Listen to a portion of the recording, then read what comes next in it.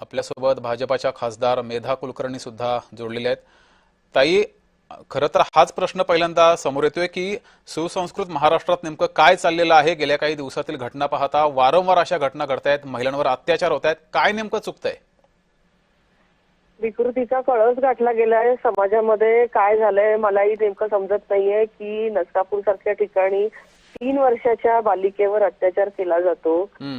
म्हणजे या नराधामाला कांबळे नावाची जी व्यक्ती आहे, ज्यांनी यापूर्वी सुद्धा 2 घटना अशा प्रकारच्या घडल्या होत्या त्याच्याकडनं, आणि तरी सुद्धा तो सुटला होता बाहेर। मला असं वाटतं की याला भर चौकामध्ये फाशीची शिक्षा दिली गेली पाहिजे आणि एक संदेश दिला गेला पाहिजे। ही जी नागरिकांची जी मागणी आहे याच्याशी मी सहमत आहे।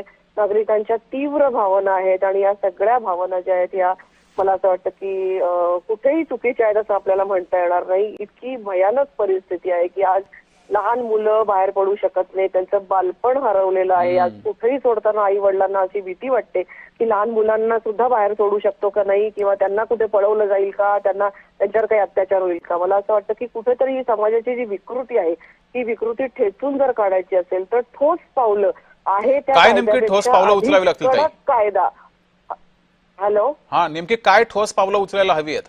अधिक कडक कायदा केला जाऊ शकतो का याचा विचार केला पाहिजे। आणि प्रामुख्याने जिथे लहान मुलांशी संबंधित हे गुन्हे घडतात त्या ठिकाणी अत्यंत कडक शिक्षा आणि नागरिकांना एक संदेश त्याच्यातून जाईल, समाजातल्या विकृतीला एक प्रकारचा संदेश याच्यातून दिला जाईल। अशा प्रकारची ठोस पावलं उचलली गेली पाहिजेत, त्वरित दिली पाहिजेत। फास्ट ट्रॅकचं जे आश्वासन आज माननीय मुख्यमंत्र्यांनी दिलंय, मी पण त्यांच्या संपर्कात आहे आणि 2 वेळेला ते पालकांशी बोललेले आहेत। मला असं वाटतं की त्यांनी दिलेलं आश्वासन जे आहे हेच या ठिकाणी योग्य उत्तर ठरेल की 15 दिवसामध्ये निर्णय घेऊन पूर्णपणे त्याला फाशी देईपर्यंत हा निर्णय लवकरात लवकर झाला पाहिजे। आणि दुसरं म्हणजे ज्या त्रुटींमुळे याला पॅरलवर सोडलं गेलं किंवा याला पुन्हा मोकळीक दिली गेली पुन्हा गुन्हा करण्यासाठी समाजामध्ये आला, त्या त्रुटी कोणत्या होत्या आणि त्या त्रुटीच्या माध्यमातून झाल्या असतील तर त्यांच्यावर सुद्धा कारवाई, त्या प्रशासनातल्या यंत्रणेवर सुद्धा कारवाई झाली पाहिजे अशी माझी आग्रहाची मागणी आहे। ताई, धन्यवाद दिलेल्या या प्रतिक्रियेबद्दल।